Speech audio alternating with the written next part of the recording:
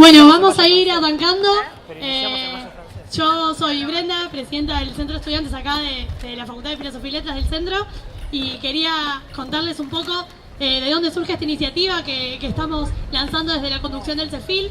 Esta es la primera charla que estamos lanzando en un ciclo que va a ser el CEFIL Debate, que está arrancando este cuatrimestre, pero queremos que sea una nueva tradición de este Centro de Estudiantes, pero que no es una tradición que viene de la nada, no nace un repollo, sino que viene de la propia historia de esta facultad y del Centro de Estudiantes, que durante mucho tiempo tuvo una larga trayectoria de debates, de abrir debates ideológicos, de abrir debates políticos, porque creemos que los centros de estudiantes tienen que ser otra cosa, no tienen que ser espacios en sí mismos que garanticen servicios, sino que tienen que ser herramientas políticas de organización de los estudiantes, y para eso también tenemos que abrir debates ideológicos y políticos, que en las facultades aparte es fundamental, es indispensable poder abrir debates críticos, debates que la academia no abre. Por eso estamos abriendo este ciclo con una charla más histórica sobre el Mayo francés, sobre la reforma universitaria, porque vemos que es algo que está prácticamente invisibilizado en nuestras currículas.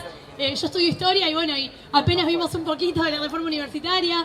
El Mayo francés no se ve en ninguna materia, y nos parece que es fundamental empezar a abrir esos debates y que los estudiantes podamos tomar nota también y ser parte activa también de profundizar todos estos debates ideológicos. Por eso es que vamos a estar lanzando varias iniciativas, no solamente esta charla, sino que también hay jornadas culturales, hay una exposición de fotos, se van a estar sumando distintas iniciativas, hay una convocatoria abierta del Centro de Estudiantes para sumar más paneles, más charlas, más jornadas culturales o todas las ideas que quieran traer tanto los estudiantes de la facultad como las distintas agrupaciones y partidos políticos, o incluso los docentes también de la casa y invitados, como hay también hoy. Pero más que nada queríamos hacer esta introducción para contextualizar un poco por qué estamos lanzando este ciclo de charlas y qué objetivo queremos que empiece a tener dentro de la facultad, de abrir esos debates, retomando las mejores tradiciones de nuestro centro de estudiantes, que durante muchos años incluso sacaba una revista ideológica, que ahora queremos volver a retomarla. A partir del CEFIL Debate vamos a empezar a sacar una revista donde se transcriban todas las intervenciones, donde contemos un poco resumidamente los debates que se abran en estas instancias, y que podamos también ser parte de los estudiantes de redactar en esa producción del Centro de Estudiantes.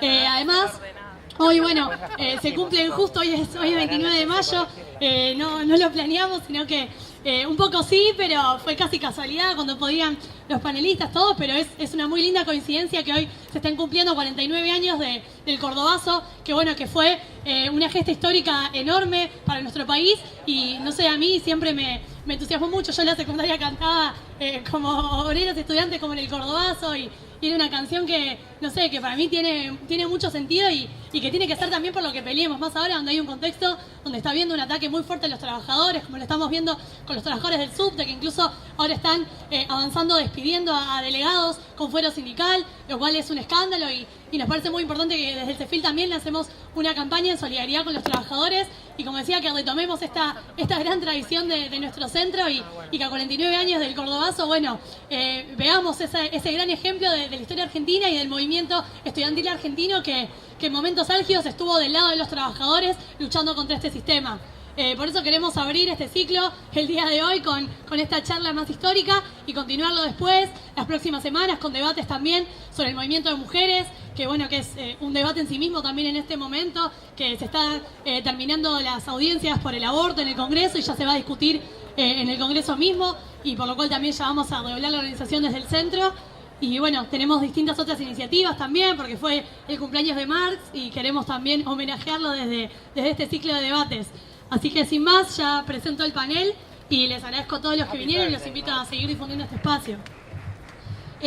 Primero va a comenzar Natalia Bustelo. Ella es docente universitaria, egresada de Historia e investigadora. Luego va a seguir Gastón Gutiérrez, que es también docente universitario, pero de la Facultad de Sociales, que acá, somos amigos, pero tenemos un sociólogo invitado a la mesa, le agradecemos mucho la presencia. Y después un docente de la casa, también Gastón es editor de la revista Ideas de Izquierda, que estuvo entrevistando también a Natalia el mes pasado. Y por último va a hablar Daniel Duarte, que nos está prestando también su clase en este teórico de Historia de los Sistemas Económicos.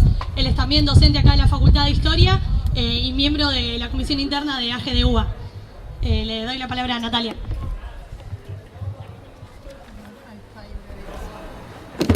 Hola, buenas noches. Bueno, agradezco entonces a la organización del Centro de Estudiantes, a la cátedra. Como dijo recién Brenda, soy egresada de Filosofía de esta facultad, doy clases, no se escucha, ¿no? ¿Ahí? Ahí. Bien, doy clases en la facultad y hice mi doctorado sobre los documentos de la reforma universitaria. Hice una investigación sobre las revistas que fueron publicando los estudiantes a lo largo del siglo XX.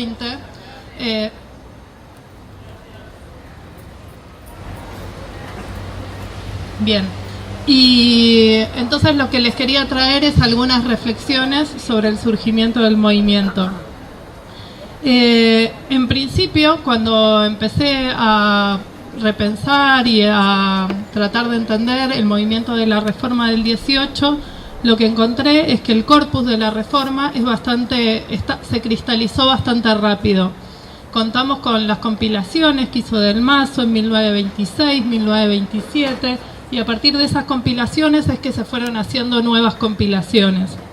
Entonces el primer trabajo que hice fue tratar de reescribir esos documentos, esos artículos que los estudiantes habían presentado a lo largo del 18, del 19, del 20, que los habían presentado en distintas revistas, los manifiestos que habían publicado en los diarios, las solicitadas,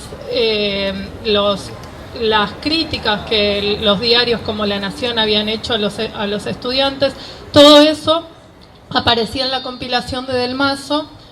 Y lo que traté de hacer es reinscribirlo en el contexto de circulación. Entonces tratar de entender qué cosas había seleccionado Del Mazo para volver a reponer en dónde las pusieron a circular originariamente los estudiantes. Entonces encontré que había muchas revistas perdidas, de las que se conocía solo el nombre, de las que se conocía mal la fecha, que habían comenzado a editar los estudiantes ya antes de la reforma universitaria.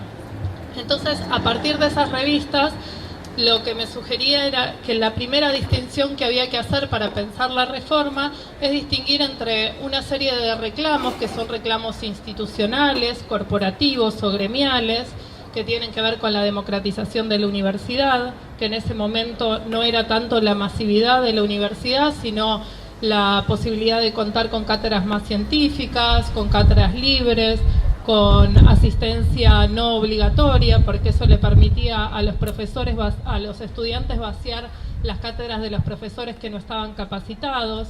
Pensemos que no había concursos, entonces el ingreso a la universidad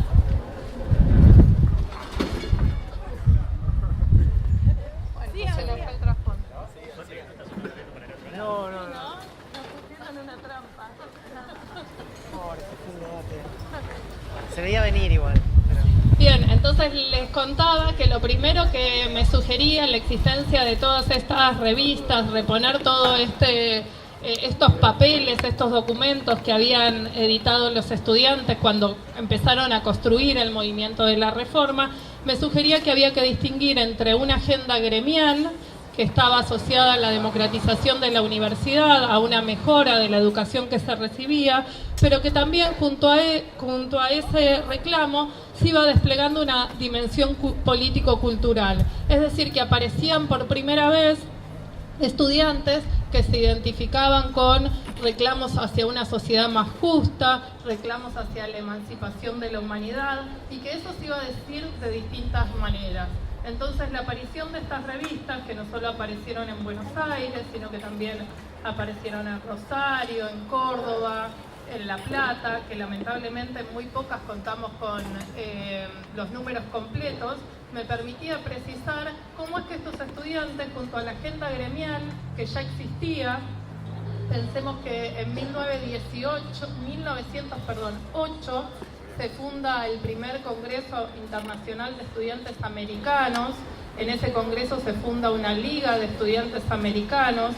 Entonces ya tenemos una sociabilidad compuesta por estudiantes de Uruguay, Argentina, Chile, Paraguay, Perú, que están precisando una agenda gremial. Y esa agenda gremial surge en 1908, se precisa en 1910, donde hay un segundo congreso de esta liga. En 1912 hay un tercer congreso. Entonces yo ya ahí encontraba una agenda gremial de los estudiantes. Pero sin embargo, no podemos identificar a ese movimiento con la reforma universitaria, porque es una agenda gremial que todavía está identificada con la república oligárquica, que todavía está reclamando mejor educación, pero inscripta en la posibilidad de que las universidades formen a mejores profesionales, porque son los destinados a ocupar los puestos en el Estado. Entonces son estudiantes que no están identificados con un proceso de democratización social y política.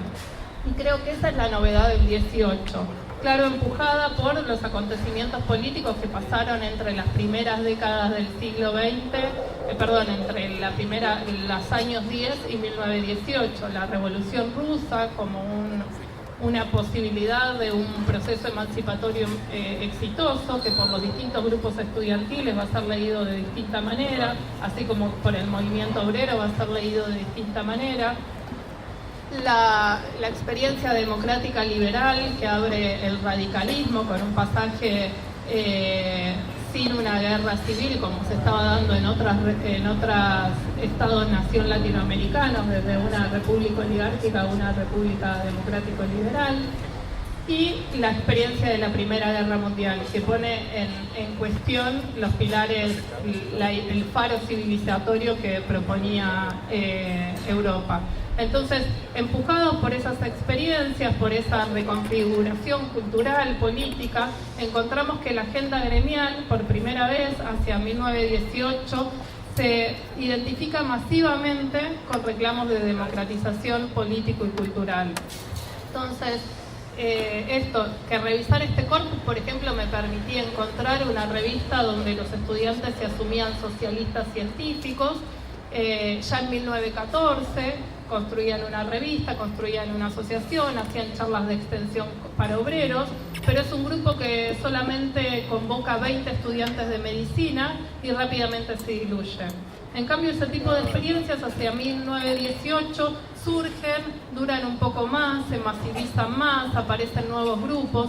Entonces todo eso es lo que la reforma viene a traer como novedad, en el sentido de que lo que antes era de algunos grupos estudiantiles aparece como un reclamo más masivo y también en una lucha por el significado.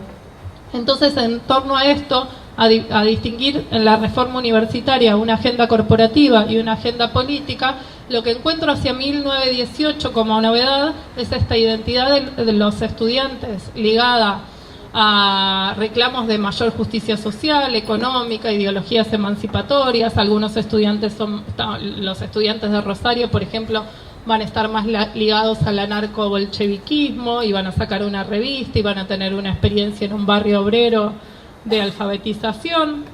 En cambio, los estudiantes de Buenos Aires van a simpatizar más con el nacionalismo de la Liga Católica, o los de Córdoba van a simpatizar también algunos con un anarquismo bolchevique, los de La Plata más con el socialismo. Pero lo que me interesa con esto es que lo que se abre en el 18, a partir de esta incorporación de una agenda política ligada a las izquierdas, es una disputa por el significado de la reforma. Entonces me parecía interesante, así como ahora estamos viendo una nueva ola de feminismo, en el que el feminismo se masifica y sale a las calles a reclamar por más igualdad, y lo que produce eso rápidamente es una lucha también por la definición del feminismo, por los alcances del feminismo. ¿Qué es ser feminista? ¿Cuál es la agenda del feminismo? Si la agenda es el abolicionismo de la prostitución o la legalización, lo mismo los distintos reclamos por el aborto. Entonces, un movimiento que se masifica, sale a las calles, lo que produce no es una identidad cristalizada de qué es la reforma o qué es el feminismo, sino lo que produce es una disputa por el significado, la aparición de distintos grupos, la aparición de distintas identidades. Entonces, en ese marco general de que aparece esta dimensión político-cultural de los estudiantes, aparece también la disputa por el significado de la reforma. Entonces, encontrar estas revistas me permitía también periodizar cómo fue este proceso de construcción de la reforma como la conocemos hoy. Si hoy la conocemos como un proceso identificado con el latinoamericanismo, con el antiimperialismo, con la aparición del estudiante como un sujeto político que traza afinidades, sea con el feminismo, sea con el movimiento obrero, en el surgimiento, lo que podía encontrar es que hacia 1914 aparecen las primeras revistas donde aparece una definición más bien cultural del estudiante. El estudiante como un sujeto cultural que tiene que preocuparse por saber no solo la anatomía del cuerpo humano para ser un buen médico, sino que para ser un buen médico, pensemos que las 3 carreras que existían en ese momento, la universidad formaba médicos, ingenieros y abogados, entonces que la formación que brindaba la universidad no tenía que ser solo para poder practicar bien la medicina, la abogacía o la ingeniería, sino que también los estudiantes reclamaban una mayor cultura general, a lo que entonces asociaban con el arielismo. Pero hacia 1918, hacia 1919, empujados por este conflicto estudiantil en Córdoba, que todos conocemos, esta toma del rectorado a partir de un pedido de intervención que hacen los estudiantes que acaban de fundar la Federación Universitaria de Córdoba, lo que empieza a ver es la aparición de grupos en las distintas ciudades universitarias en los que los estudiantes no pueden evitar definirse políticamente. Muchos grupos son nuevos y otros grupos que ya existían, que tenían una preocupación cultural y que habían hecho una suerte de pacto pluralista, en el sentido de que todos participamos, por ejemplo, del antecesor de la rama cultural de la FUA, se llama Ateneo de Estudiantes Universitarios. En este Ateneo participaban unos cerca de 300 estudiantes hacia 1918 y habían hecho esta suerte de pacto pluralista que les decía. Esto quiere decir de que algunos eran más socialistas, otros se identificaban con el Partido Demócrata Progresista, otros con el radicalismo, otros con el Partido Conservador, pero de todos modos participaban todos juntos de este reclamo de que los estudiantes tengan una mayor formación cultural, que liguen que su formación en la universidad no sea mutilante solo de la profesión. Pero lo que encuentro es que, por ejemplo, este grupo y otros, hacia 1918-19, no pueden evitar definirse políticamente.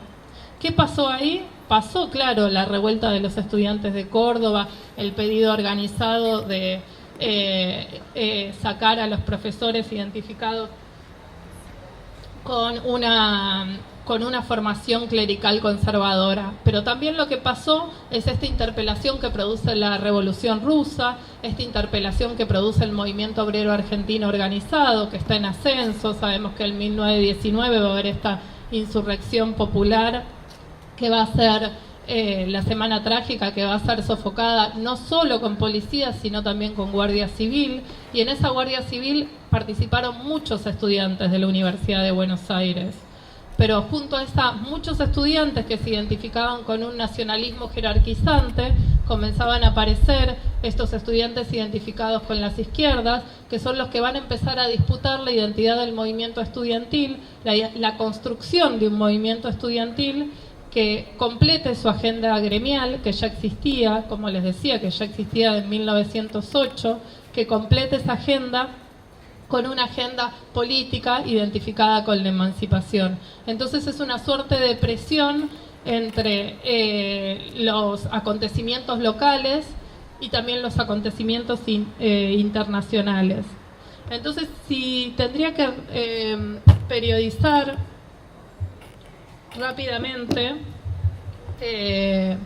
a este movimiento que surge en el 18, lo que diría es que la novedad es esta agenda, esta dimensión político-cultural identificada con las izquierdas, pero también es una agenda en la que la masividad y la acción directa lo que produce es la disputa por el significado de la reforma, Y en esa primera disputa lo que encontramos es una red en la que los estudiantes se simpatizan con el bolcheviquismo, se entusiasman con la posibilidad de una recepción local de una revolución social exitosa como la de Rusia. Para eso intentan trazar experiencias conjuntas con el movimiento obrero, sea solidarizándose con huelgas o armando ciclos de conferencias, de difusión, de extensión, lo que llamaban de extensión universitaria, que eran en realidad ciclos en los que los estudiantes iban a los locales obreros a hablar de ciertos temas, como el derecho laboral o la revolución rusa, la nueva legislación rusa, y muchísimos temas, también temas de medicina, de higiene.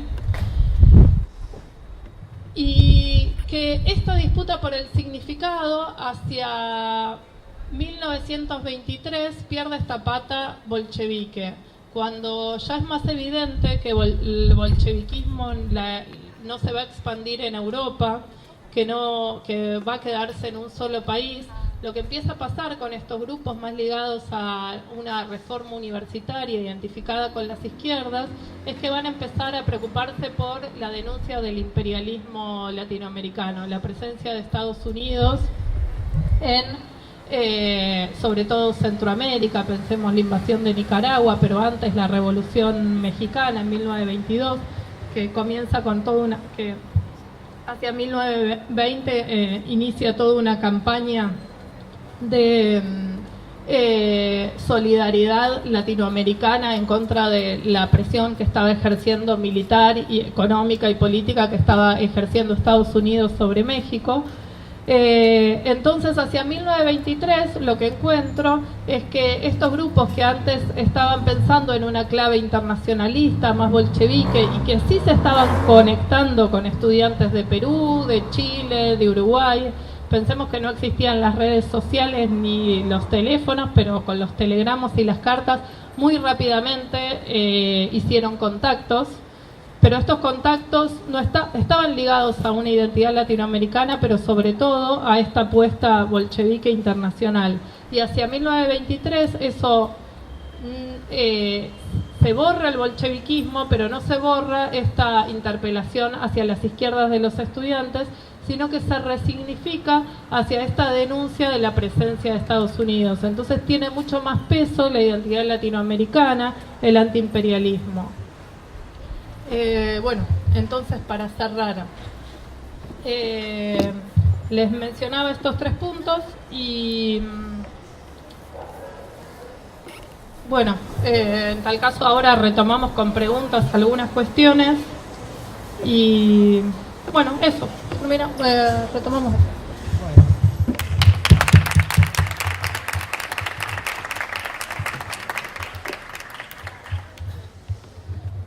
Bueno, yo también le agradezco al Centro de Estudiantes, a Daniel por el espacio de la clase y bueno, quería empezar en realidad por lo que dijo Brenda al principio, de que justamente se cumplen 49 años del Cordobazo, del Mayo argentino, en el cual obreros de Luz y Fuerza y otras industrias, estudiantes, combatieron en las calles y hirieron de muerte a Longaniato, abriendo un periodo largo de lucha de clases entre 1969 y 1976, que es interesante para vincularlo inmediatamente porque con el Mayo francés, porque hay un hilo muy visible que lo conecta. Mayo del 68 es, según distintos investigadores, por ejemplo, voy a empezar con los chivos, por ejemplo, Jean-Baptiste Thomas en este libro editado este año, de conmemoración de los 50 años del Mayo francés, describe el acontecimiento del Mayo intentando salirse un poco de las interpretaciones que hacen los medios y las principales operaciones culturales e ideológicas. Sobre todo, la principal que se hace es que está reducido a la acción del movimiento estudiantil. A mí me interesaría mencionar lo que hace el movimiento estudiantil en el Mayo francés, pero no reducirlo a eso, sino que decir que es un acontecimiento sobre todo en el movimiento obrero, como dice el investigador Xavier Vignat, y es un acontecimiento que podríamos decir que late y se dilata en distintos sentidos. Es decir, que Mayo del 68 fue un acontecimiento que abrió un nuevo periodo a escala internacional, que podemos discutir cuándo se cerró, pero sin lugar a dudas causó efecto en distintos sentidos. En un primer sentido, me parece que es geográfico. Es decir, Mayo del 68 no es la acción del movimiento estudiantil parisino, ni tampoco del movimiento estudiantil parisino de sus alrededores, ni tampoco contagió inmediatamente al movimiento estudiantil de toda Francia, que lo contagió efectivamente, sino que logró contagiar al conjunto del territorio nacional. En ese sentido, se dilató en el conjunto de las clases sociales, por ejemplo, en los estratos medios, la intervención de sectores intelectuales como los cineastas, como los artistas, como los escritores, que llevan adelante una serie de medidas y se acoplan rápidamente al movimiento, intentando ser parte de las ocupaciones, intentando ser parte de la creatividad del periodo, reclamando distintas consignas cuya materialidad no era muy visible, así como la mayoría de las consignas que inspira el Mayo francés, que son de algún modo una renovación del movimiento cultural surrealista, que están inspirados en el movimiento situacionista y que tienen que ver con consignas que buscan cambiar la vida. Me parece que esa vitalidad se vinculó rápidamente a otros sectores sociales, lo cual es generalmente muy escondido.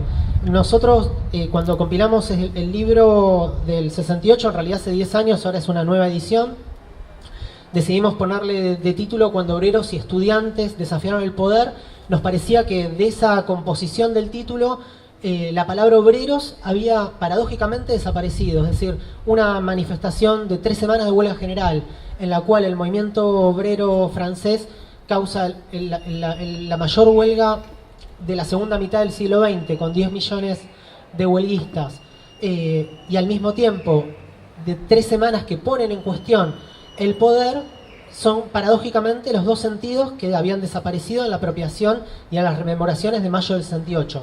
No para todo el mundo. Por ejemplo, cuando Sarkozy se presenta a elecciones en 2007, antes de salir de ganar la presidencia de Francia, dice: vótenme a mí, que yo vengo a enterrar el legado del Mayo francés y voy a poder hacer todas las reformas que no se pudieron hacer en el capitalismo francés, subproducto de esa gran lucha obrera y popular.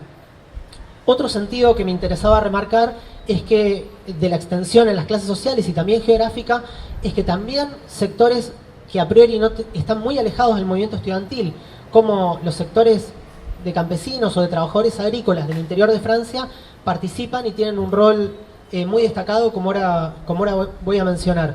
Y por último, históricamente, es decir, se dilató el acontecimiento de Mayo del 68, no solo porque abrió una época, por lo menos una década de ascenso, que transcurre en distintas geografías, desde Praga, México,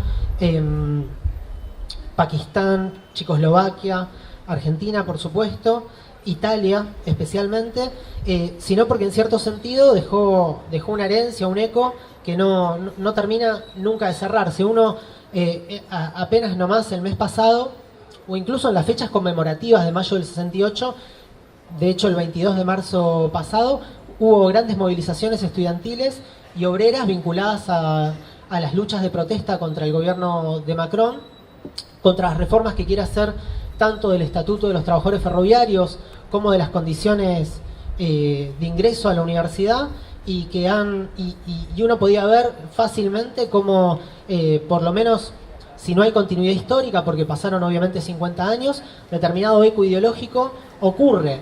Estaba viendo hace poco, mejor dicho hoy, una entrevista de Tariq Ali, que es el escritor pakistaní y que es una de las principales figuras del movimiento estudiantil inglés, que le hace una entrevista a un investigador actual, que es Ludwig Batigny, y él le dice: ¿pero te parece que en este movimiento que estamos viendo ahora en Francia, la gente está dispuesta o quiere hacer algo parecido a lo que ocurrió en mayo del 68? Y ella le dice: sí, me parece que sí. Ella además participa del movimiento huelguístico, participa de las tomas universitarias que está viendo en este momento. Me parece que sí. Me parece que hay una generación que está viendo la crisis del capitalismo desde 2008. Hay una generación que, a pesar de su formación, está convencida que va a vivir peor que sus padres, que tiene condiciones difíciles de conseguir trabajo y que se encuentra con un subproducto, paradójicamente, con un subproducto de la derrota de mayo del 68, que es un cierto discurso individualista, neoliberal, clásico, que lleva adelante Macron, pero que no era propio de Macron, sino que lo habían llevado adelante los miembros del Partido Socialista, como Mitterrand, desde que llegan al gobierno en los 80, es decir, el neoliberalismo francés es neoliberalista, aunque habla en francés y aunque tiene en el Partido Socialista al principal actor. Y bueno, es un discurso que obviamente ustedes conocen, lo viven cada día, de parte de un señor que no sabe hablar muy bien, pero que cada día intenta decir que es necesario hacer reformas estructurales, etcétera, etcétera. Me parece que ¿de dónde surgió el mayo francés? Es una pregunta que nosotros nos podemos hacer. Ocurre que hay un triple cuestionamiento, si se quiere. No me gusta usar la palabra cuestionamiento porque el mayo francés no fue un mero cuestionamiento, sino que fue un intento de disputa por el poder. Pero efectivamente hay un triple cuestionamiento. Hay varios sentidos o dimensiones que uno puede pensar el mayo. Hay un cuestionamiento a la explotación capitalista, incluso en un periodo en el cual Francia había conocido un crecimiento económico de varias décadas y en la cual había conocido el pico de industrialización de su país. Es decir, si uno mide la preponderancia del movimiento obrero industrial francés, en las postrimerías del 68 es el momento de mayor porcentaje. Después empieza a caer hasta conocer el industricidio que ocurre en la década del 80, en la cual retrocede el peso de la clase obrera industrial. Pero lo importante a destacar de esto no es tanto los cambios de la configuración de la clase obrera, que siempre va a haber cambios de configuraciones diferentes, sino que incluso en el momento que paradójicamente el movimiento obrero vivía pleno empleo, vivía crecimiento económico de varias décadas, vivía el milagro de los baby boomers, en el cual se conformaba una familia y extendían servicios, etcétera, etcétera, es decir, se americanizaba la sociedad francesa. En ese mismo momento, y que incluso en la sociología era muy discutido si estaba o no integrado el movimiento obrero a el capitalismo de posguerra, en ese momento ocurre lo opuesto, es decir, ya comienzan en el periodo previo al mayo, en 1967, una serie de huelgas muy importantes, huelgas en la industria textil, huelgas en la industria mecánica, huelgas con enfrentamiento, huelgas que encuentran solidaridad del movimiento estudiantil y de sectores de izquierda a la izquierda de los partidos tradicionales del Partido Socialista y del Partido Comunista francés, que derivan incluso en enfrentamientos callejeros y que forman parte, si se quiere, de la subjetividad de quienes protagonizan el mayo del 68. El otro aspecto importante es el cuestionamiento de la dominación imperialista. Todos más o menos sabemos que mayo del 68 comenzó porque 300 estudiantes de Nanterre hicieron una movilización en el centro de París y destrozaron un local de American Express, expresando su repudio a la dominación imperialista, a la guerra que los Estados Unidos estaban llevando adelante en Vietnam y solidarizándose con el pueblo vietnamita, que en enero de ese mismo año había comenzado la ofensiva del Tet. Es decir, es una subjetividad de un pequeño sector de jóvenes estudiantes que se saben de memoria los pueblos y ciudades de Vietnam y que están dispuestos a hacer acciones antiimperialistas radicalizadas, pero que no era el único componente antiimperialista de este cuestionamiento, porque ya había habido una guerra brutal de liberación nacional de Argelia contra el Estado imperialista francés, que había conocido la solidaridad del movimiento estudiantil. Isaac Joshua, que es uno de los militantes de ese momento y un importante economista, dice que todos y cada uno de los dirigentes estudiantiles de mayo del 68 habían conocido su ámbito de politización en el enfrentamiento previo a la dominación imperialista de Francia, de su propio país, sobre Argelia. Es decir, se habían tomado partido por el pueblo colonial argelino, habían participado y denunciado una serie de movilizaciones que tienen lugar en el 61, 62, en las cuales el Estado francés reprime brutalmente, llega a matar 300 argelinos, llega a matar 2 militantes del Partido Comunista en la entrada de un subte, en una de las represiones de las movilizaciones, a pesar de que el Partido Comunista estaba por la paz y no por la liberación del pueblo argelino. Es decir, estaba de algún modo emblocado con los intereses de la burguesía imperialista francesa, pero a la izquierda del Partido Comunista Francés comenzaba a surgir un sector antiimperialista consecuente. Y eso me lleva al tercer cuestionamiento, que es que había un cuestionamiento al orden burgués en general y a sus representantes, a los garantes del orden burgués. A De Gaulle, obviamente, pero también al Partido Socialista, al Partido Comunista y a la CGT, que no cumplía un rol en esta acumulación de demandas que les estoy mencionando. Paralelamente, en el movimiento estudiantil, la genealogía es más o menos conocida.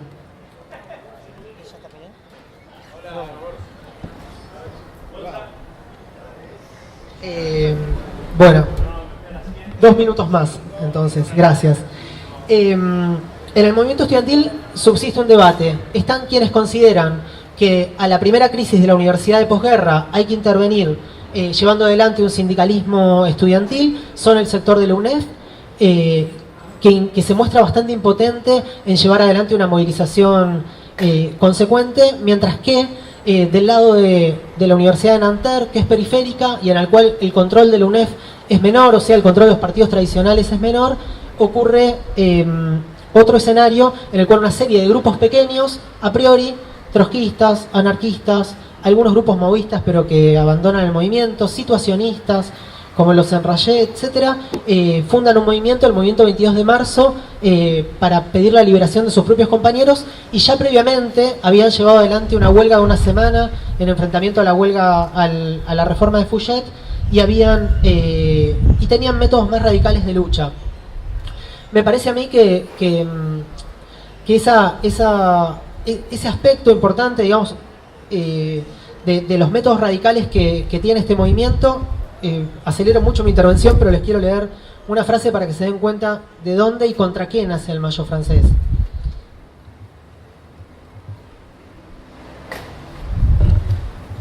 Georges Marchais, uno de los voceros del Partido Comunista de la Humanité, dice: como siempre, cuando avanza la unión de las fuerzas obreras y democráticas, los grupúsculos goyistas, es decir, izquierdistas, se agitan. Es el fantasma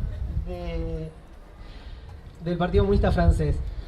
Se encuentran particularmente activos entre el estudiantado, dice. En la Universidad de Nanterre, por ejemplo, se encuentran los maoístas, las juventudes comunistas revolucionarias, que agrupan una parte de los trotskistas, el Comité de Enlace de Estudiantes Revolucionarios, trotskistas, anarquistas, etc. Es el movimiento 22 de marzo de Nanterre, dirigido por el anarquista alemán Cohn-Bendit. Es la primera vez que acusaban a Cohn-Bendit de ser alemán. Esa palabra anarquista alemán, en palabras de Gaulle, se transformaría fácil y rápidamente en judío alemán, y sería uno de las acusaciones que tendría que soportar Cohn-Bendit, que en ese momento cumple un rol de dirección, aunque actualmente es otro Cohn-Bendit irreconocible, que es colaborador del gobierno de Macron. Entonces, se da toda una situación en la cual efectivamente se disputa el poder en Francia, y se disputa el poder hasta un grado de radicalidad que no es muy conocido. Con esto culmino.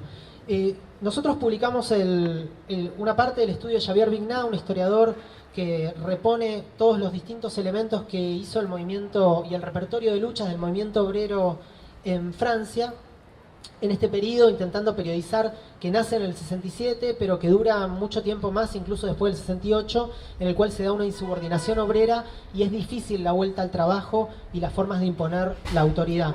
Él va a decir que en ese momento, va a citar un periodista de Le Monde que dice que en ese momento llegamos a asistir a una situación de una especie de guerra civil fría, es decir, una guerra civil que no estaba completamente declarada, pero que sin embargo tenía en los bordes de la situación expresiones.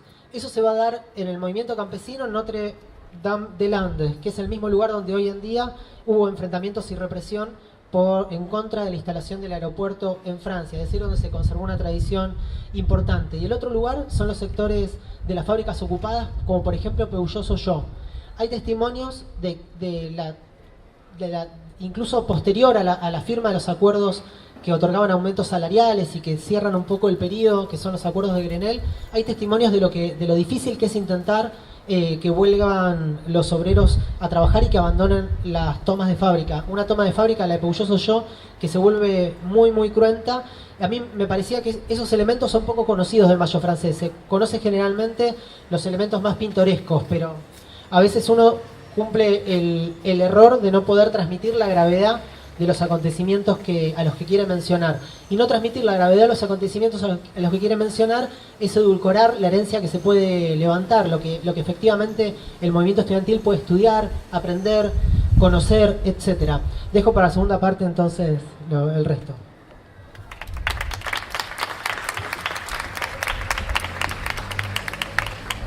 Bueno, avísame.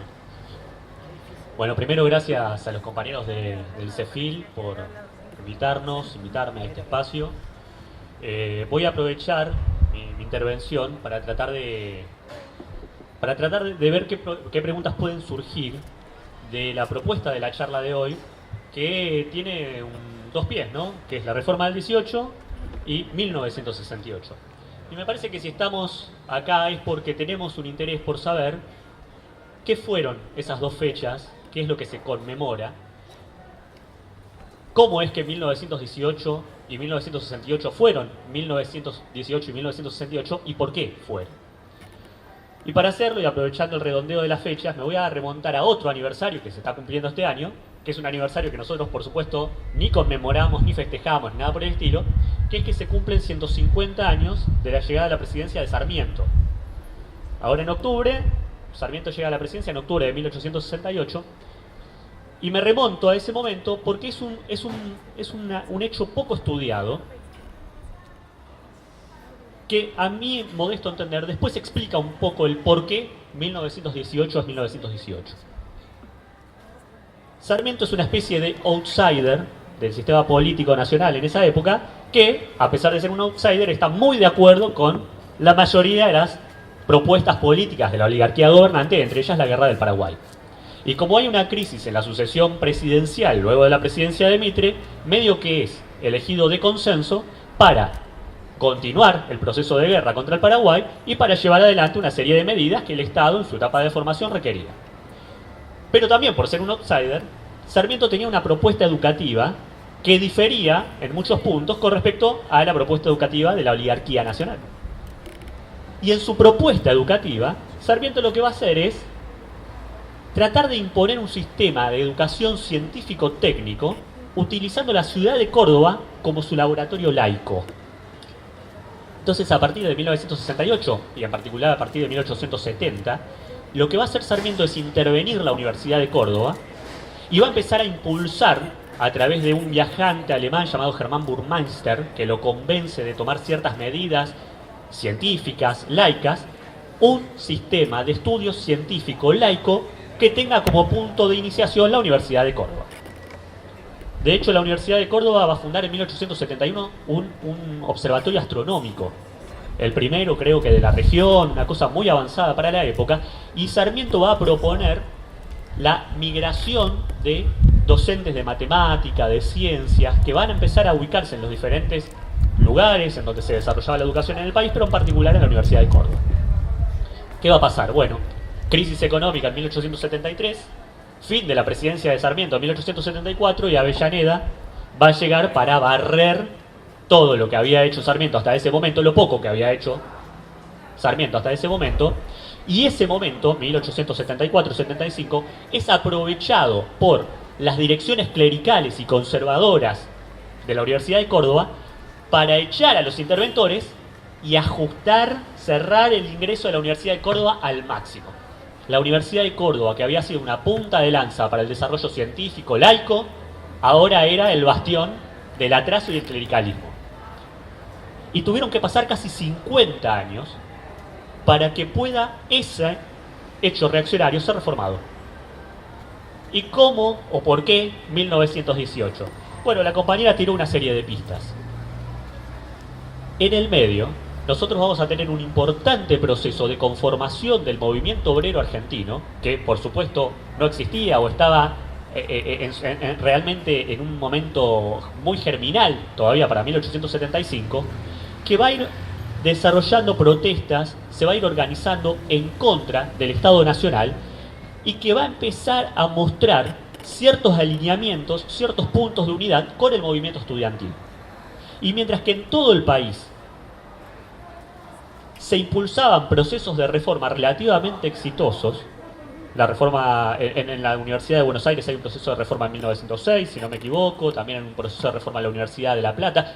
Por supuesto, la reforma electoral a nivel nacional, a pesar de que hay procesos de reforma como producto de los tironeos entre el gobierno, la clase obrera, sus organizaciones, etc., la Universidad de Córdoba seguía estando cerrada, muy a pesar de que también en la ciudad de Córdoba había habido un importante crecimiento de la clase obrera y por lo tanto de una gran cantidad de estudiantes que habían dejado de ser esas élites oligárquicas provinciales que iban a estudiar para estar más vinculados a el movimiento obrero de la provincia. Córdoba para 1906 tenía aproximadamente unos 50.000 trabajadores. Para 1914 la clase obrera cordobesa había crecido a 300.000 trabajadores. Contando hombres y mujeres, las mujeres eran más del 50% de la clase obrera cordobesa para ese momento. Y ese crecimiento es uno de los elementos sobre los cuales se monta necesariamente la reforma para poder triunfar. No había posibilidad de reforma por parte de los estudiantes cordobeses sin aliarse y sin montarse en el crecimiento de la clase obrera cordobesa. ¿Qué otras cosas, qué otros elementos tenemos? Bueno, lean los trabajos de la compañera porque son muy interesantes en ese punto. Lo que va a haber es un crecimiento de la politización de los estudiantes, en este caso de los estudiantes cordobeses, vinculándose a experiencias de izquierda. En 1875 no había una clase obrera conformada y no había partidos obreros. Para 1914, 1918, sí. Teníamos al movimiento anarquista, con importante influencia en el movimiento obrero argentino, teníamos el Partido Socialista, que ya había sido fundado, y teníamos diferentes variantes de los partidos socialistas y de las organizaciones anarquistas que estaban haciendo mella en diferentes sectores del movimiento obrero. Y esos diferentes sectores del movimiento obrero venían disputándole al poder político toda una serie de reivindicaciones para los cuales, obviamente, hacían huelgas, se organizaban, se sindicalizaban. Córdoba había tenido un importante proceso de huelgas en 1907, en 1914 y también en 1918. Para 1918, cuando se realiza el proceso de la reforma como producto de una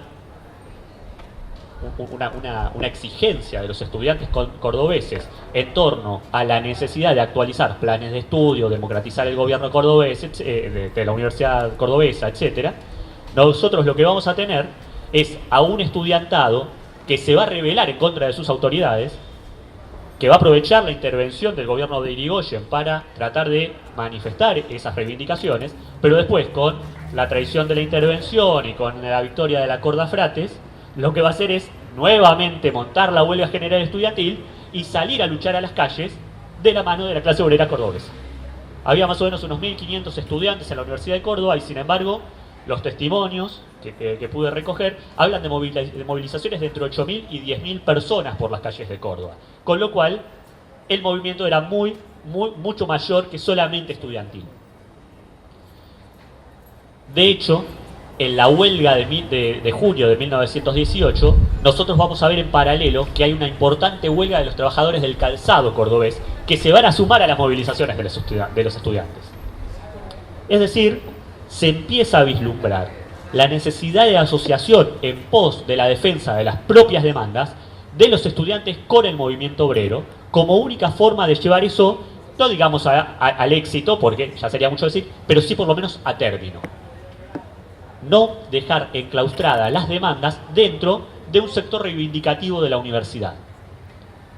¿Sobre qué otras características se va a montar ese movimiento, además del crecimiento del movimiento obrero?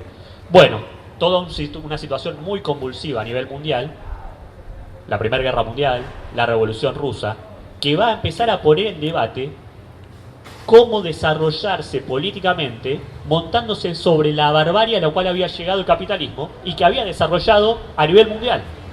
¿Cómo se superaba eso? Y gran parte de aquellos estudiantes que en su momento solo coincidían en la idea de la necesidad de reformas limitadas dentro de la universidad van a empezar a cuestionarse lo que la compañera decía antes. Salidas de tipo socialistas, humanistas, empezaban a plantear la necesidad de una nueva sociedad y de expandir eso no a la Universidad de Córdoba o no a la Argentina, sino a toda Latinoamérica, con las consecuencias que nosotros también conocemos. Porque 1918 no es solamente 1918, sino toda una sucesión de eventos posteriores que van a dar lugar a la aparición de partidos socialistas y nacionalistas en el Perú, como por ejemplo el partido de Haya de la Torre, el APRA, y el partido de Carlos Mariátegui, el Partido Socialista Peruano, que después se va a convertir en el Partido Comunista, ¿sí?, como producto de un debate inicial montado sobre la reforma de Córdoba. Y el movimiento obrero argentino, también con un proceso de movilización que va a dar lugar a las huelgas en la ciudad de Buenos Aires, las huelgas en la Patagonia, las huelgas en la Forestal del Chaco, y todo eso en contra del gobierno que había llegado gracias a un proceso de reformas y no se había montado en la clase obrera para poder sustanciar. Entonces nosotros tenemos que ver ahora, bueno, a dónde tenemos que retrotraernos para explicar 1968. Y a mi modesto entender, hay que hablar de 1945.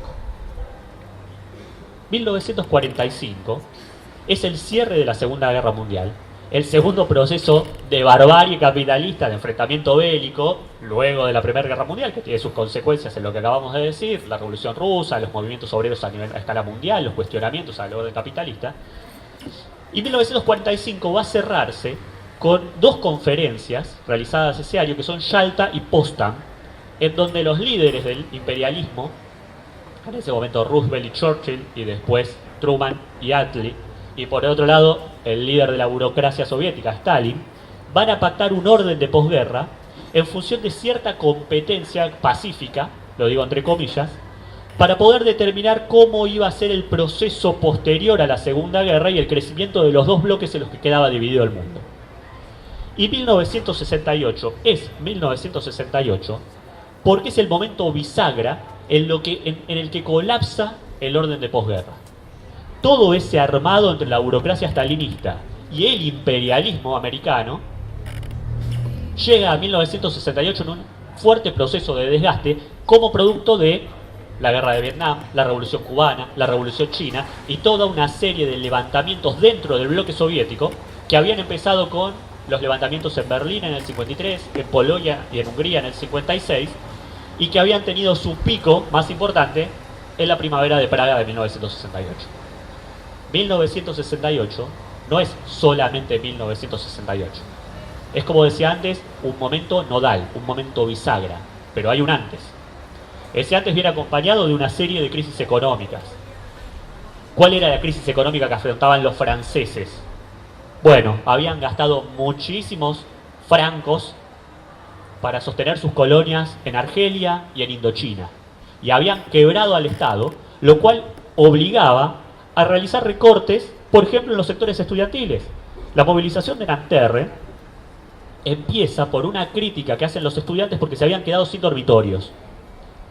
Y empiezan a exigir, ya que hablamos de feminismos y machismos, que los dejen dormir en las habitaciones de los dormitorios de las mujeres.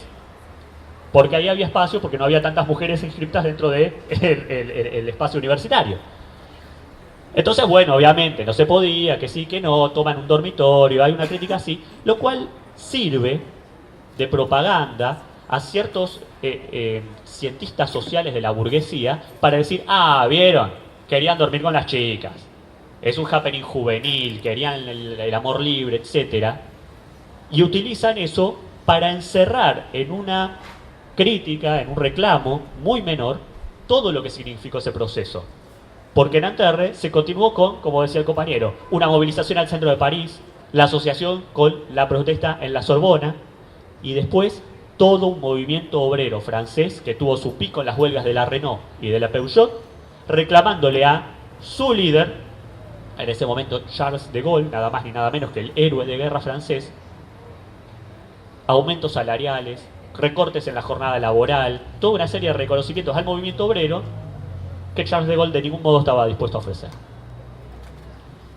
¿Qué sintetizamos de 1968 entonces? De nuevo lo mismo. Todos los reclamos estudiantiles se montaron en un crecimiento y en un reclamo y en una movilización de la clase obrera como única forma posible de llevar esos reclamos a término. No había forma posible de que la Universidad de Nanterre o los jóvenes checos que estaban buscando que se corte con la censura y que se abra un periodo de apertura ideológica, o en China, donde teníamos la revolución cultural en su momento más álgido, en el 68, pero que ya viene desde el 66, tenemos toda una serie de demandas a escala mundial que vienen de la mano de un cuestionamiento al orden de posguerra y a toda una situación de recortes producidos por el imperialismo en pos de sostener sus colonias, sus guerras, sus etcéteras. ¿Ya estoy? Cierro con dos cositas. Hay una imagen que ya es icónica del Mayo francés, que es una chica que está montada en los hombros de su compañero, que está con una bandera que es la bandera de Vietnam. Me acuerdo que era una modelo que se llamaba Caroline, pero no me acuerdo el apellido. Y cuando le hacen la entrevista a esta chica, le preguntan ¿por qué la bandera de Vietnam en el Mayo francés? Y la respuesta de la piba es excepcional sin saber que era excepcional. Ella dice, el maoísmo no nos representaba y el Partido Comunista nos había traicionado. Pero nosotros sabíamos que lo que estaba pasando en Vietnam estaba mal. Fantástico. Porque es una conclusión política de cómo los estudiantes, los trabajadores, más allá de sus propias demandas, se estaban levantando en contra del imperialismo y en contra del intento del orden mundial del imperialismo. Hablé de 1868, 1918, 1968 y me queda una fecha, 2018. Y es un problemón, porque en el 2018 nosotros acá en la Argentina estamos afrontando toda una serie de ajustes y reclamos, entre los cuales está la contrarreforma educativa que quiere implantar Macri. Y no es un fenómeno local. En Francia, Macron está tratando de imponerle recortes a la clase obrera, borrando, como muy bien dijo Gastón, el fantasma heredado de mayo del 68. No hay posibilidades de triunfo contra Macri ni contra Macron si no están de conjunto aliados los obreros y los estudiantes. Bueno, muchas gracias.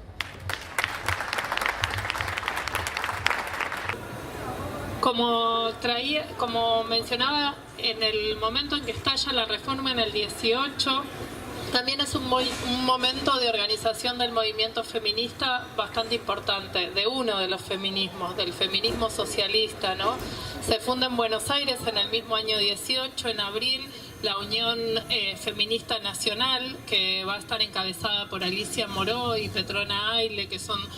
Lo importante de esto es que son mujeres universitarias y en eso hay un vínculo importante y poco pensado con la reforma, porque así como les decía que en 1908 los estudiantes se habían juntado a armar esta liga y a definir programas gremiales, en la primera reunión había una mujer que una estudiante, la primera egresada en Derecho, ¿no? Que va a ser una mujer importante en el movimiento feminista del Uruguay, Clotilda Luisi.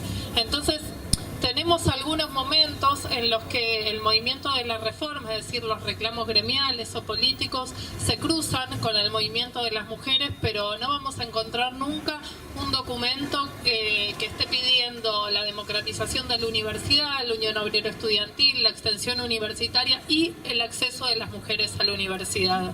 Sí existían organizaciones. En 1910 las mujeres hacen el primer Congreso Internacional Feminista en Buenos Aires, en mayo, en el momento del festejo de los 100 años del centenario de la Argentina, y en ese mismo momento se juntan más de 100 mujeres y la institución que organiza ese evento se llama Universitarias Argentinas.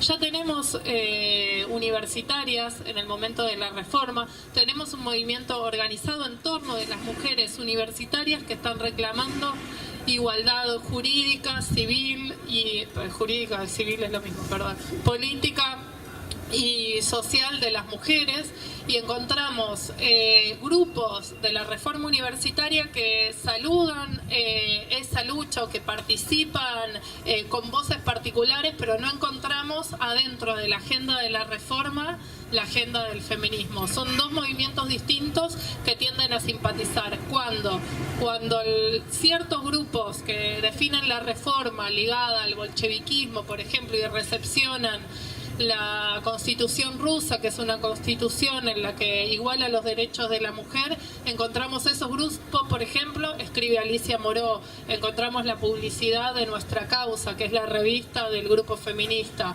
pero no encontramos la agenda del acceso de las mujeres a la universidad adentro de la reforma. Y pensamos que también es un reclamo importante porque las mujeres tenían que hacerle juicio a las universidades, a las facultades, para ingresar las primeras mujeres, por ejemplo, a la carrera de medicina. Bueno, no sé, podría seguir con eso. La única revista que existe en ese momento es Nuestra Causa, y no está disponible, está en una biblioteca, pero no está disponible online. Hay un librito que compila una serie de artículos. Es un feminismo conocido, es un feminismo de la igualdad de las socialistas. Después lo que encontré es voces aisladas de lo que se identificaba como un contrafeminismo, que eran anarquistas, que estaban a favor del empoderamiento, diríamos hoy, de las mujeres, y esas voces aparecen en las revistas de la reforma ligadas al anarco-bolcheviquismo, ¿no? Sobre la reforma y el régimen de cogobierno que traías. En el mismo momento en que se instala el cogobierno, la reforma de los estatutos que acepta, que decreta Irigoyen en agosto de 1918, que podría parecer como un triunfo de la reforma universitaria, y no estaríamos seguramente acá repensándola. Lo que estipula es una reforma de los estatutos de cada universidad, en donde queda bastante ambiguo en qué consiste el cogobierno. Entonces, en ese momento, por ejemplo, la Universidad de La Plata entiende que la participación de los estudiantes consiste en tener voz y no voto. Entonces, los estudiantes tienen que hacer una huelga de 7 meses entre 1919 y 1920 para que el cogobierno sea voz y voto. Los estudiantes de Tucumán, por ejemplo, que van a ser solo 500, van a tener, digamos, reforma universitaria y cogobierno, pero eso va a ser solamente voz, no van a tener voto hasta los años 40. Entonces, lo que nos hereda la reforma es esta interpelación de los estudiantes como sujetos políticos, como sujetos capaces de participar en la organización de las universidades, pero no nos... así como no heredamos una inscripción de la agenda feminista en la reforma, tampoco heredamos un plan detallado de cómo tiene que ser ese cogobierno. A lo largo de la época se va a entender distinto. Por ejemplo, en la Facultad de Derecho van a tener que ser estudiantes del último curso graduados. Eso va a ser siempre un tema de discusión y de resignificación. Y claro que todavía estamos lejos de una participación de los estudiantes, pero también estamos lejos de una movilización de los estudiantes, ¿no? En la que se puede incidir en los programas en la organización de las facultades. Muchas gracias. Bueno, estamos en... Ahí está. Bueno, no, para responder algunas de las preguntas, a mí me gustaría comenzar por algunas definiciones básicas, digamos, que habría que tener. Es decir, el movimiento estudiantil es una capa social sensible que en principio responde que con el boom de la posguerra conoció una masificación de las universidades, una masificación, que está cuestionada desde el punto de vista de los capitalistas frecuentemente. Es decir, uno puede ver una serie de planes. El último es el Plan Bolonia, en el cual quieren hacer una reforma del conjunto de la universidad en Europa, pero casas más, casas menos, las reformas que periódicamente proponen acá se basan en algunos elementos de eso. Es decir, un proceso de mercantilización y de achique, de elitización de una universidad de masas. Pero esa universidad de masas permite un movimiento estudiantil cuyos ámbitos de politización y cuya agenda de demandas es muy heterogénea y puede tomar distintos lugares. Por ejemplo, el otro día nos recordábamos con algunos compañeros que habían participado de la última lucha importante, me parece, del movimiento estudiantil de la Universidad de Buenos Aires, que fue la del 2010, y decíamos, ¿qué es lo que se había caído? ¿Se había caído un vidrio o se había caído un panel? Y no sabíamos realmente qué se había caído. Lo que sí recordábamos era que ese movimiento estudiantil que había nacido en ese momento mediante tomas que creo que duraron como 3 semanas y que desembocó en la toma del Ministerio de Educación en el Palacio Pisurno, y producto de lo cual se conquistó el edificio único, las facultades sociales, avanza, una vez que tiene punto de arranque, avanza en su politización y responde su politización a distintas demandas. Cuando comenzó el movimiento estudiantil en 1968, en la Argentina, Portantiero, uno de los intelectuales del grupo Pasado y Presente, tenía una discusión con los intelectuales italianos del Manifesto, donde le decían, mirá que nosotros tenemos un ejemplo que fue el movimiento estudiantil transnacional, digamos, de la reforma del 18, que también se politizó como una caja de resonancia amplia, en la cual comenzó por determinados problemas, enfrentando planes de reforma, etcétera, y terminó discutiendo y fundando partidos, como el ejemplo que puso Daniel en Perú, pero también del Partido Comunista Cubano, con Mella, que es directamente un dirigente del movimiento estudiantil. Entonces, me parece, lo primero es tener una definición correcta del movimiento estudiantil. Lo segundo, diferenciar qué es lo secundario y lo prioritario. Me parece que en el caso del movimiento estudiantil francés, había, en la previa apenas, en el 66, había habido un movimiento estudiantil importante de la Universidad de Estrasburgo. Esos estudiantes habían sacado un manifiesto que se llama Sobre la miseria estudiantil, junto con los intelectuales de la Internacional Situacionista. Hacían una serie de definiciones que, si uno lee sobre la miseria estudiantil, habla de todo.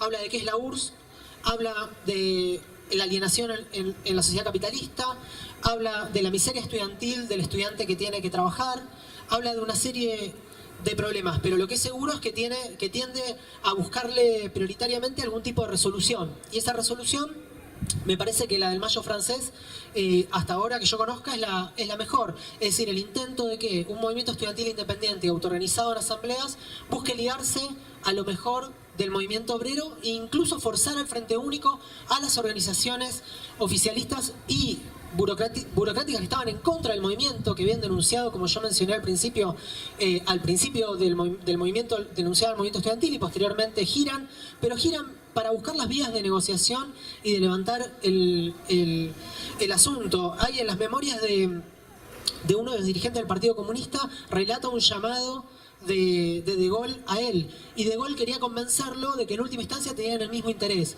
Decían, mira, en última instancia vos querés lo mismo que yo, queremos levantar la huelga porque si no vos vas a ser desbordado y yo voy a terminar cayendo.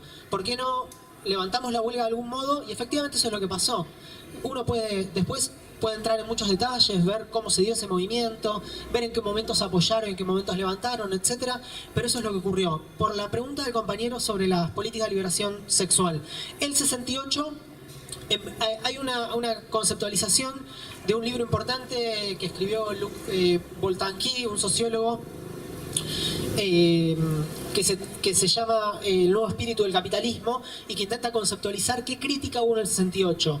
Y dice, en ese momento hubo dos críticas. Una crítica que podemos llamar o denominar artista, que es una crítica a todos los componentes de la alienación en la sociedad capitalista, es una crítica a todos los componentes que cuestionan el sentido de la vida, y una crítica social, que obviamente tomaba forma en el movimiento obrero y comenzaba y iba a fondo con el problema de la explotación en sus alas más radicalizadas, o si no, una crítica por atemperar los elementos de la explotación. Y ellos sacan como conclusión que la derrota y el desvío del 68 escindió esas dos críticas en el conjunto de los movimientos. Paradójicamente, a pesar de la derrota, se desarrolla el movimiento estudiantil de mujeres. En Francia se desarrolla el movimiento de los grupos políticos que no eran políticas de la identidad, como las llamaríamos ahora, o como las llaman ahora determinados grupos más bien reformistas, digamos, sino que eran políticas de liberación sexual que buscaban vincularse a lo más avanzado del movimiento obrero. Hay una nota muy interesante, la recomiendo, de la revista que sacamos, Ideas de Izquierda, que se llama Mayo francés, de las barricadas a la revolución sexual, de Rodrigo López, que cuenta cómo pueden efectivamente tomar forma una serie de grupos a partir de la liberación que implica el 68, a pesar incluso de que el movimiento es derrotado políticamente, que es desviado, se desarrollan estos movimientos que, por ejemplo, en Francia conquista el derecho al aborto en el 74. Y en Inglaterra en el 75, y el movimiento de mujeres italiano, que es impresionante. Para terminar, me parece que eso es lo esencial. Después, sobre la pregunta del cogobierno, ¿cuáles son las vías por las cuales se va a tomar forma una segunda reforma universitaria? No lo sabemos. Nadie tiene la bola de cristal, nadie puede saber cómo son las politizaciones del movimiento estudiantil. Yo creo que esta iniciativa está muy bien, que todas las iniciativas de demandas reivindicativas también están bien, siempre y cuando ustedes vean que los ámbitos y todas las luchas que llevan adelante en alianza con el movimiento obrero, defendiendo a los obreros del subte o enfrentando al movimiento, a las reformas de Macri, ligándose a los movimientos importantes que ocurren en la Argentina, como fueron las luchas del 18 de diciembre, son las correctas. Uno podría devolver la pregunta, bueno, ¿no hay una politización del movimiento estudiantil hoy, por ejemplo, alrededor del movimiento de mujeres? Bueno, efectivamente hay una politización de jóvenes secundarias. Venía para acá y había un grupo de 12 jóvenes secundarias cantando Bella Ciao con la canción en contra de Macri. Me olvidé decir que el movimiento estudiantil secundario es clave. El Mayo francés le permite bancar la primera noche de las barricadas, que justamente se da en el 150 aniversario del nacimiento de Marx.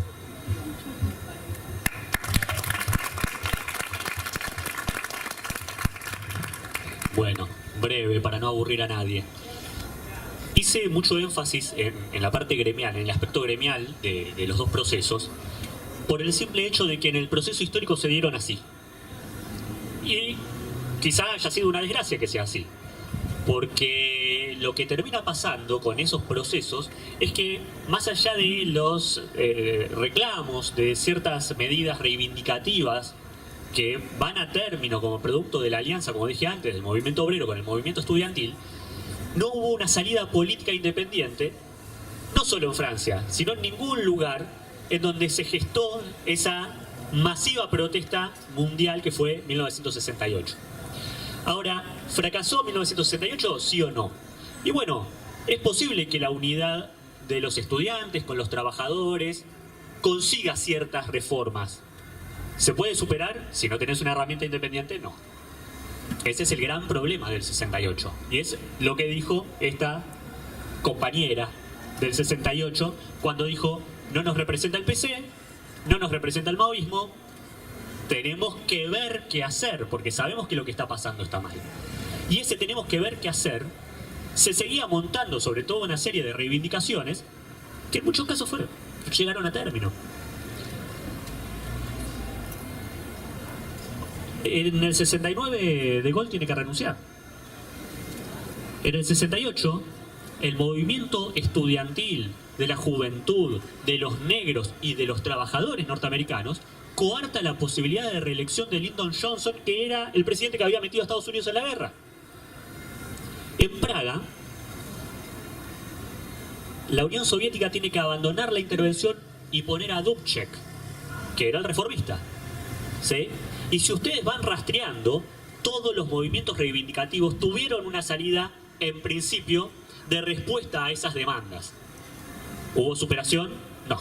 Después de Johnson vino Nixon, que fue mucho peor. ¿Y por qué vino Nixon? Porque no había una salida política independiente de la clase obrera norteamericana. Y no la había por muchísimas explicaciones. La Corte Internacional estaba peleándose, había habido todo un proceso de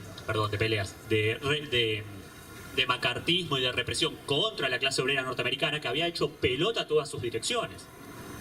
Y en Francia, bueno, en Francia el movimiento del 68 terminó siendo usurpado por el PC.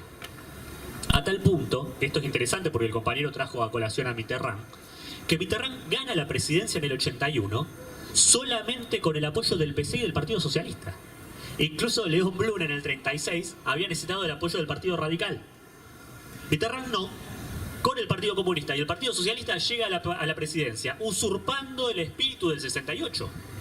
Por supuesto que un partido burocratizado, traidor de la clase obrera, y Mitterrand a la cabeza de eso. Pero se monta sobre el espíritu del 68. Mitterrand gana la elección. Tenía que asumir una semana después. Y lo van a buscar a la casa para que asuma 48 horas después, porque se fugaban los capitales de Francia, teniendo miedo a que sea una insurrección general la que había apoyado a Mitterrand. Y Mitterrand tiene que tomar el poder, nacionalizar y garantizarle a la burguesía francesa e internacional que él no iba de ningún modo a alentar la insurrección, y empezó a alentar las políticas de recortes y traición al movimiento obrero que lo había llevado a la presidencia. ¿Y qué pasa con la primavera de Praga? La primavera de Praga es muy interesante porque Dubček pacta con Moscú su liberación a cambio de desconocer el Congreso clandestino que habían realizado los trabajadores por propia iniciativa, con la protección de los trabajadores y de los estudiantes checos, ¿sí?, que habían resistido a la invasión soviética. Y una vez con Dubček en el poder, se corta todo eso y se genera un proceso impresionante de desmoralización que obliga nuevamente también a Dubček a renunciar en el 69 y a sostener la intervención soviética, a tal punto que hay 2 estudiantes checoslovacos que se inmolan, se prenden fuego a sí mismos en protesta en contra de la intervención soviética. Y sin embargo, un año después de la renuncia de Dubček, en los astilleros de Gdansk, en los astilleros Lenin en Polonia, los obreros polacos declaran la huelga en contra de su burocracia, tomando las mismas herramientas que habían utilizado los trabajadores y los estudiantes checos. Impresionante, porque a pesar de la derrota, hay toda una serie de memoria histórica del movimiento obrero y del movimiento estudiantil que retoma esas prácticas y las lleva a fondo en pos de sus reivindicaciones. ¿Hubo un partido independiente de salida para los trabajadores de Polonia, República Checa, la Unión Soviética? No. Y eso terminó en la restauración capitalista. Usurpados esos movimientos por, en el caso de Polonia, el que vino después de Gomulka. Gomulka renuncia en el 70, sube otro reformista que ahora se me escapa el nombre, y ese reformista se va a ver en la obligación de abrir el mercado polaco a la intervención del mercado occidental y todo un proceso de libertad de la Iglesia Católica hasta el punto que pusieron un papa polaco, un país comunista, después de 500 años de puros papas italianos. Así que fíjense la profundidad de la reacción polaca para poder derrotar ese movimiento. Entonces la pregunta del compañero es pertinente porque el proceso histórico 66, 67, 68 se monta sobre reivindicaciones que se montan los sindicatos y que por no tener una salida independiente, bueno, va a terminar en un proceso de, ¿cómo decirlo?, de reacción mayor. Nixon en Estados Unidos, la represión en Checoslovaquia en el 69 y la apertura capitalista en Polonia. Bueno, y Mitterrand en Francia. Bien, bueno, qué decir, nosotros tenemos al FIT, que es nuestra herramienta política independiente para hacerle frente a las políticas de los gobiernos recortistas. ¿Recortistas está bien dicho o no? Acabo de inventar una palabra. Bueno, que quieren recortar los salarios de los trabajadores, es decir, todas nuestras reivindicaciones gremiales, que son justas, las damos de conjunto con el movimiento estudiantil, con otros sectores del movimiento obrero, se montan sobre la propuesta de una salida política independiente de la clase obrera. Bueno, nada más. Muchas gracias.